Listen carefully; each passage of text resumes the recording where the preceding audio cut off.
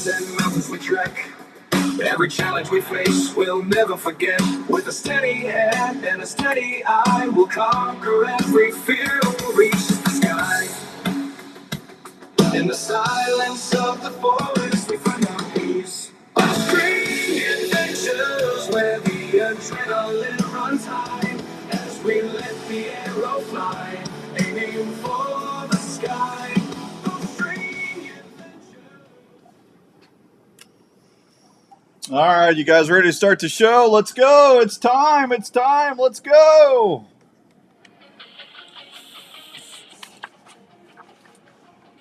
I grab my quiver and my bow. It's my gearhead, don't you know? Climbing to the top with gearhead archery. Heart racing as I take aim, my spirit soaring high. As I release my arrow, reaching for the sky. In this world of chaos, I find my peace. Gearhead archery, my soul sanctuary. All right, welcome to this week's edition of Buk Talk Radio. Hope everyone's having a great Wednesday all across the good old US of A. Why does my headphones not sound right? I'm going to flip that over. There, that sounds better, yeah. That's better. That's better. Hope everyone's doing well today. It is getting close to the Christmas, man. I'm telling you, it's going good. Everything's busy. We're in second shotgun season, and we got a lot to talk about here on Buk Talk Radio today. Philip Vanderpool's in the state of Iowa hunting. I ain't gonna tell you where. Sworn to secrecy, but he's out there doing something. And hopefully he can get a show done. We'll go from there. Outdoor Call Radio is brought to you by the fine folk, or Buk Talk Radio rather, by the fine folks at Gas Bowstrings, Gearhead Archery, and of course Onyx, and our good friends out at Winsent, Pure Whitetail, Game Hide, Flex Flight, Sportsman's Warehouse, Rupert's Rut, and Peace Grunt Calls. They help me do the shows each and every week. Remember that when you are out doing what you're doing, trying to get some gear. So anyway, going on. Slow. A lot of slow reports this week. It's been warmer, so you know them deer are moving mostly at night. I'm getting all of my pictures, all of my buck pictures, on my trail cameras. Pretty much are at 2:30, 3 o'clock. You name it. That's about the size of it. It's all at night, but it's supposed to really get cold. Now that I say that, I had one at 12:28 today, but it's a little bucky. I'll show everybody on the live stream there. That was at 12:28 today off my reveal, but definitely not a shooter. But all the shooters and stuff, they're coming through at night. So if you haven't seen anything, they're probably laying up or hiding. And here's a little bit. That's not really a shooter either. I haven't. Let's see. This one's not a bad one. That's not a bad one. That was what time was that? That was at. It's like 2:30 in the morning. There's a little bucky, I'm sure somebody would take him. It's a nice split brows. Morning, Kev, or afternoon, Kev in Jersey. Same in Jersey. Kevin said everything's at night. Well, you got to think about it. They got their winter coat on, right? And they got their winter coat on, and they're hot, and when it's warm, and they're not expending any energy that they don't have to. They're going to be close to food sources, and they're just going to be hiding out. So just hang in there. It's supposed to get cold, and they'll be up on their feet and getting into the food sources as well. So, but definitely in the second shotgun here in Iowa, and folks in Missouri had a really good year. Illinois had a good year. I did have a couple questions about EHD, and this is for Stu and Paul. Stu and Paul, we had reported as of last week, we had over 2,500 deer that were reported expired from EHD, and that's what's reported. If you ask my humble opinion, I said this on Saturday, and I'm going to stay with it. There's probably way more than that, because I talked to a lot of folks, and they said they found deer when they were out there doing drives and stuff. I said, well, did you call the DNR and report them? And they said no, and I said, well, you got to do that. That way we kind of know what kind of kill we're looking at. But just got to get into their bedroom, Kevin says. There you go. Hunt close. Just be careful. Make sure the wind's in your face. So, anyway, just 2,500 deer, but I bet you it's closer to 5,000 myself. I know a lot of folks that have just been really struggling to see deer.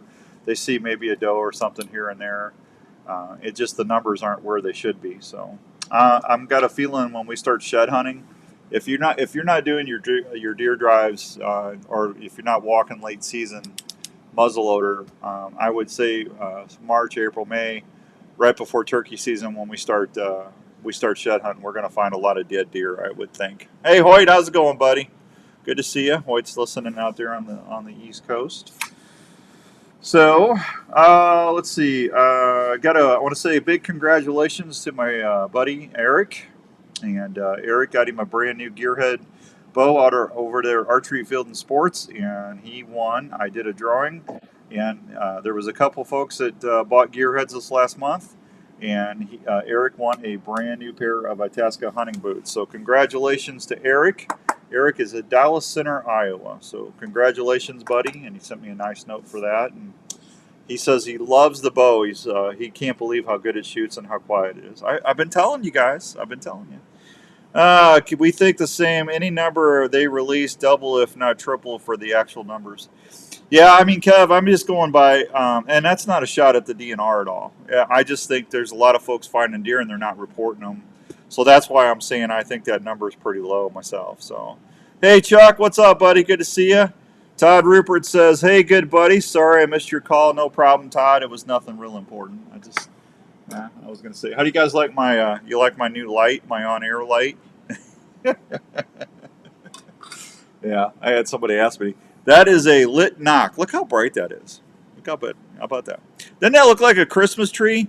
Remember that later. I'm going to do something later for somebody. So I got that. I told him I'd show him how bright that was on my mic stand. So yeah, I got my little flex vanes on there. My lit knock. It's ready. No, not a shot at him. Just facts. Must be go unreported. Okay. Well, I agree with you, Kev. Todd, what's going on, buddy? Todd, I was thinking about you the other day. Look what I got in my hot little hand. This box call here was one of the very first Roost and Peace box calls that Todd Rupert made in Pennsylvania. And when I was out in Pennsylvania with the guys this spring, Todd showed me that, and I said, "Man, that is a beautiful box call. Look at just the design of the call, the turkey." And he goes, "Do you like that, huh?" And I said, "Yeah." And he gave it to me. I said, "Well, I got to give you something for it." And but anyway, Todd, I was looking at that, and I got it right there. And I don't know if I'll run that or not. I might just leave that in my collection because that's probably one of the nicest box calls I've ever had. So I love collecting box calls. So when I die, somebody's going to get a nice collection of turkey calls. That's for sure. Hi, good buddy. Sorry, I got that. PJ, Dan, could you please talk a little bit about winds and thermals? I can. And then who's that from? That's from Matt. Matt, how can I explain this the easiest way I can do it? Thermals is when the sun comes up in the morning and starts to heat up. Your scent, but when it's dark, is going down. Okay, because there's nothing to really lift it up. When you get the radiation of the sun, when that sun pops up and you can start getting that warming feeling. You know how you can tell when you're in a tree stand, you can feel it on your face. That radiation starts heating up the earth, and as that does that, it creates lift, and your scent molecules, instead of going down, start going up. So your thermals, when the sun's up, your thermals actually go up. When the sun starts to go down, or it's dark, your thermals are going down. So that's what you really need to pay attention to. You want to make sure what the wind direction is. Definitely don't want to hunt wind if it's a bad wind and your thermals are going down, because you're just going right to the deer's nose, right? If the thermals are going up, you might get away with it here and there. I still would recommend hunting a good wind. Always remember, try to keep the wind in your face in the direction the deer is going to be coming from, so that way the wind's not going at them. You want to limit that as much as you can, because the deer their best defense is their nose. So, Matt, hopefully that helps you. Doing pretty good. Getting ready to start mounting my dad's buck. I can't wait to get it together. All the sewing done. I could imagine. You guys, you taxidermy people you're artists. I'm telling you, you get good going out there. All right, 509 and some change. So Philip's out shotgun hunting second season. So we'll see how he's doing. And I want to tell everybody, we were supposed to do a live show last Saturday at Lotta Pop Popcorn in Ankeny. We had to postpone that because we got that ice storm. So I will be at Lotta Pop Popcorn God willing, on Saturday morning. I'll be there from 7 to 9 in Ankeny. Just come on out. I've got Weeby Tala knives. I don't know if I think I still have my knives packed. I don't have one in front of me. I've got a few of those to give out. I've got some Work Sharp sharpeners. I actually got some 25-year anniversary outdoor call or outdoors Dan radio. Some of these. These are the guided field sharpeners. This is what I was showing you the other day when I was doing that teaser. The sharpening plates on this actually pop off. And I just took that. They're held by magnets. See the broadhead wrench in there and your field points. You can take that and put your arrow right in there with your broadhead and tighten it up in the field if you don't have a broadhead wrench, and you can pop that back up. What I like to do when I'm going on a trip out of town, I'll actually take some matches and some sewing thread and a needle and stuff like that, and I'll put it in there just in case I'm in the middle of nowhere I'm a couple miles away from the truck or something, and I got a way to start a fire, and if I need something to sew up or whatever, I got it right there. That's a neat little compartment, and you got a broadhead wrench. So I've got 3 or 4 of those to give away on Saturday. You're invited. I'm invited to what? No problem. I'm already looking forward to this turkey camp. Oh, is that? Well, maybe that was at Todd. I don't know. I don't know what Rupert's doing. When the beard's involved, you just never know what's going on. So I don't know. But I'm looking forward to turkey season already. I was going to go to Wisconsin and hunt with Skip out there, but Skippy and I talked yesterday, and they're already starting to see some deer losing their antlers. They're shedding. So I think I'm going to close the book on my 2024 deer season, which I had a good season. I had some great encounters. I got a nice buck, and I was hoping to get 1 or 2 more shows, and it didn't happen. But that's hunting, and I'm already going to flip the switch and start thinking about turkey season and walleyes. So I mean, it's almost that time. Shoot. So we'll be talking a little more. I'll probably bring back Turkey Talk Radio. Probably here in a couple weeks. Probably middle of January, we'll start doing Turkey Talk Radio again. One of the things that I do want to do, and I'm going to try and coordinate this with Todd, with Rupert, and it's hard to do with what he does for a living because he's in a lot of times he's in a place he can't do a phone call. But I'm going to start a spring series this year about how different calls are made, or what's it take to make a box call. What all goes in to making a box call, the pitch, the tone, the rasp, how that's all done. And I'm going to try to get Todd to do a couple of shows with me. And then we're also going to do a series on how to run the calls, so we can help everybody and maybe inform and educate new hunters on some. Still trying to fill that bug tag here in Ohio. Well, you get them, Chuck. Just stay at it, buddy. You'll get it. I got confidence in you. So, especially for mouth calls, a single read, a double read, triple read. What's better to yelp or cluck or cut? So we'll go into that and do like a 3 or 4 week show where we'll go through everything. Strikers, what's the difference between the strikers? I've got a Rupert's Roost and Peace striker right there. Beautiful little striker, isn't that beautiful? Yeah, right there. So we're going to do that. I'm looking forward to talking with everybody. And hopefully I'll get Todd. If Todd's too busy to do that, we'll try and line somebody else up. So we'll see what's going on. But hopefully the beard will be able to come out and visit with us. Hello, Aaron. How you doing? I really enjoyed the Warden's report. Warden's Watch today was a good one. I agree with you, Aaron. That was a good show. That was all right. All right, 5:13 and some change. Let me hit a real quick break. If you got questions, I got answers. Don't go anywhere, because we're going to do something for you all for Christmas before we get out here today. So don't go anywhere. Uh-oh, I heard a message. What did we get? Oh, hi, Chris. What's going on, Donut Man? I'm going to start calling him Donut Man because his wife works at the donut shop. Don't get some of those electric hand warmers. Dan, I got some of those electric hand warmers. Wow, I'm impressed. Things will almost cook your hands as if anyone ever buys them. Da-da-da. Yeah, they're all right, Hoyt. I still like the chemical ones because they're lighter. You don't have to worry about them. I usually carry like 4 or 5 of those with me, and they're so super light. But I have, when it's really, really cold, I have used the electric ones, and they do work pretty good. That's for sure. All right, let me take a break. I'm going to get my spots in, and I'll be right back. It's the Outdoor Call Radio Network, Buk Talk Radio, and we will be right back. Hey, America, when you barbecue, cookies is the one. Lots of flavor, lots of goodness, thick and rich, lots of fun. Hey America, when you barbecue, try Cookies barbecue sauce for a treat. Cookies barbecue sauce is the barbecue sauce America loves to eat. That big buck has eluded you for seasons. You see his scrape line, but just can't figure him out. Have you heard of Pure Whitetail? Pure Whitetail can help you see more deer and target that buck that haunts you. Pure Whitetail has some of the best deer scents you can rely on. There you go, Todd. Work scrape lines or build mock scrapes that will help you see more deer. Pure Whitetail's natural and synthetic products are developed straight off their farm. Scents like Bed It Up, Fixation, and Power Shot, to name a few. Scents are available in powder and liquid form to last longer on hanging branches or scrapes. Try the White Lightning Estrus scent. It's a proven scent that bucks can't resist. Pure Whitetail is more than scents. It's a community of hunters that are family.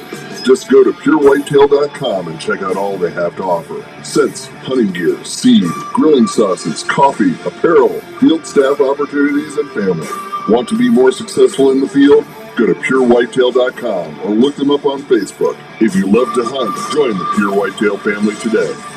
You're listening to the Outdoor Call Radio with Outdoors Dan on 1350 ESPN. Strings and cables make or break your bow setup. You want a string and cable that does not stretch and is reliable, so when your bow is tuned, it stays that way. You need gas bow strings. They're stable, consistent, and reliable strings and cables that come with a 1-year warranty. Gas bow strings made in Clay City, Kentucky, and family operated. So next time you order a new bow or replace your strings and cables, try gas bow strings and shoot with confidence. Check them out at your local dealer or online at gasbowstrings.com.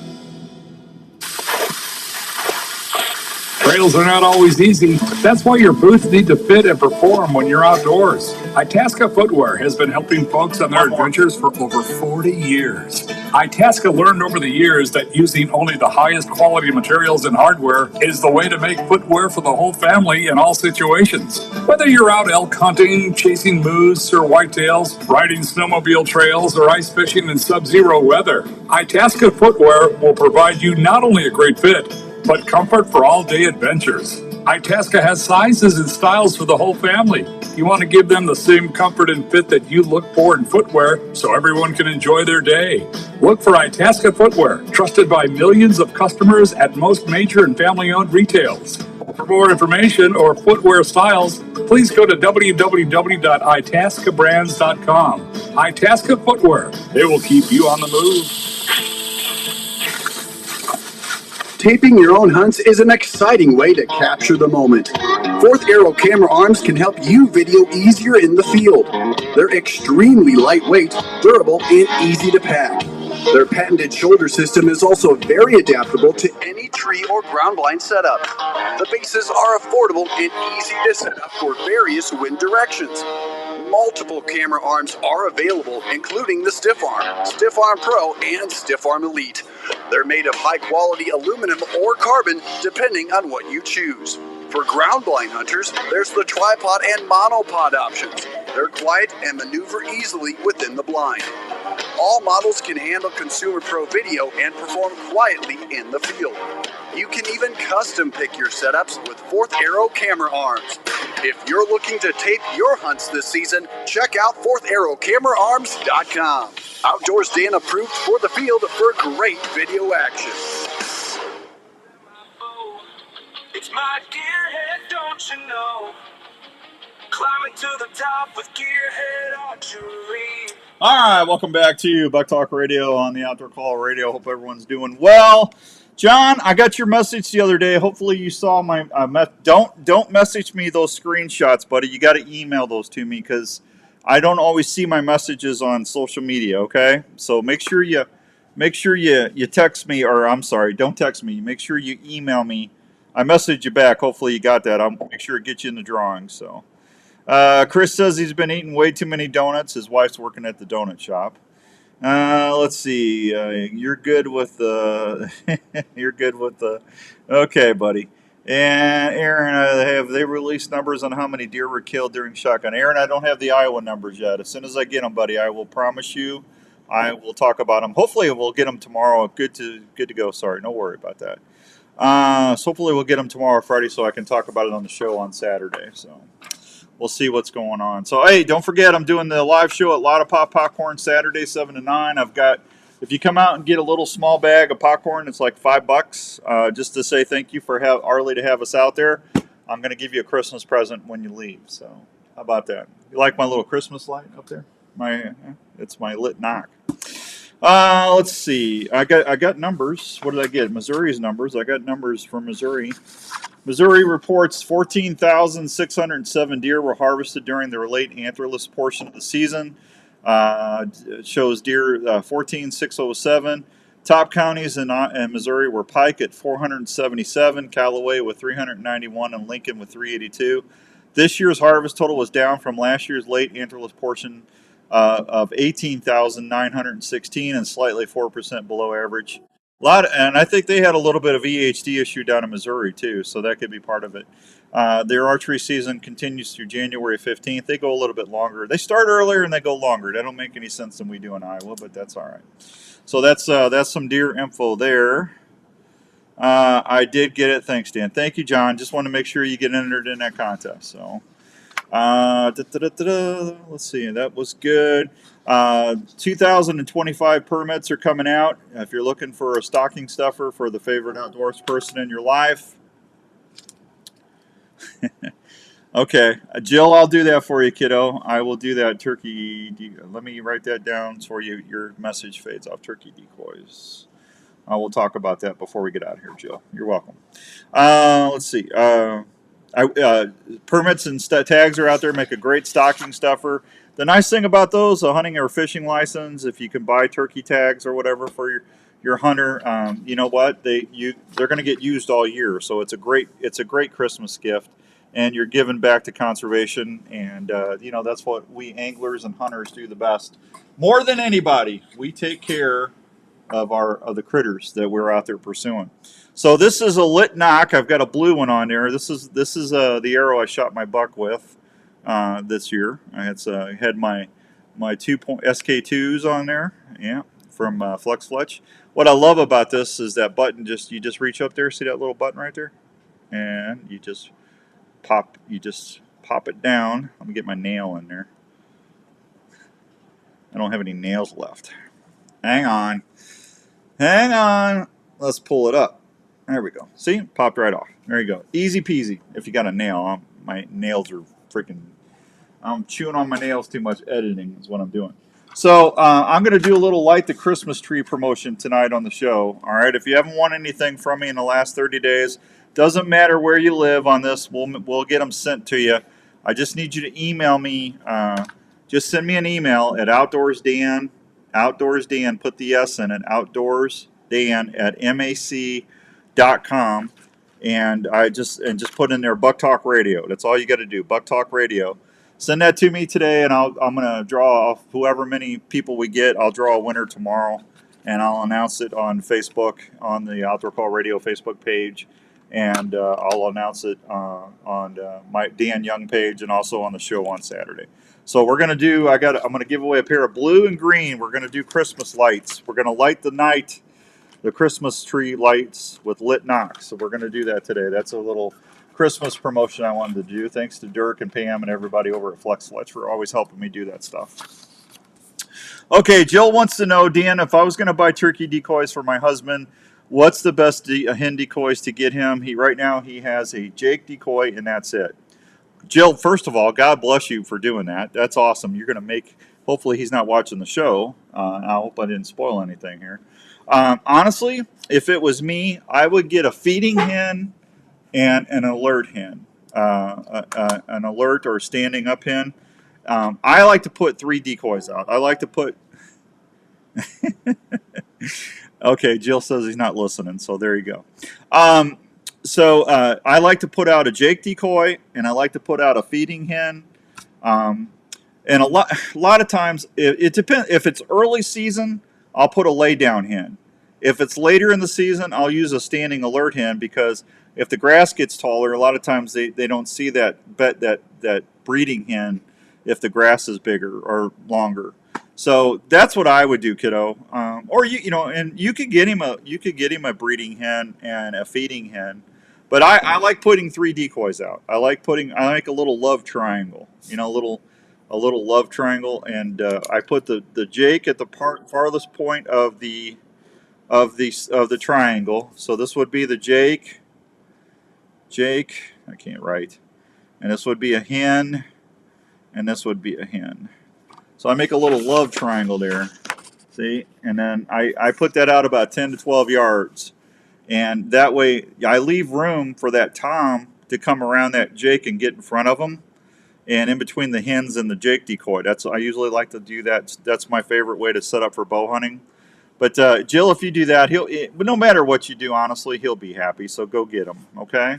Go get him, and Merry Christmas, Jill. That's an awful nice thing for you to do. So, all right, told you about that. I talked to Skippy today. He is selling the crud out of the Disruptor 24s and the Pivot 24 carbons and the 20s. So if you want a gearhead, I would call and after Christmas and get on the waiting list because he just sent 2 bows to Hawaii, and he was talking about going turkey hunting in Hawaii. Wouldn't that be cool to go to Hawaii and go turkey hunting? Go after some of them Rios out there. That'd be fun. They got axis deer. They got goats. They got pigs. There's a lot of stuff to hunt in Hawaii. So anyway, gearheadarchery.com. If you do that, make sure you send me a copy of the order so I can put you in a couple different drawings we're doing. And I'll take care of you on that.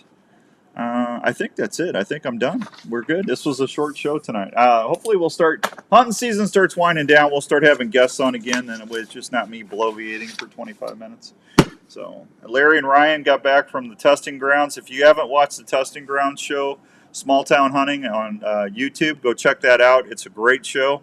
And both Ryan and Larry Mack were successful down there, so congrats to those guys. And I know they had fun doing it. So, anybody got any last-minute questions? I got answers. You got questions? Might not be the right answers, but we'll definitely try to get you on there. So, all right. Well, listen, it's always good. I will see you. Always good to talk with y'all. It's good. If you need me, you can message me. I'll announce the winner for the Knox tomorrow. Just make sure you haven't won anything in the last 30 days. And outdoorsdan@mac.com. Just put Buk Talk Radio. That's all I need on there. And I will get you set up. I am out of here. You guys be good. I'm going to say goodbye to you on Facebook. And we'll get a little out of here tonight. So from all of us here on the Outdoor Call Radio, have a good rest of your week. And we'll see you on Saturday. See you after a while. Bye.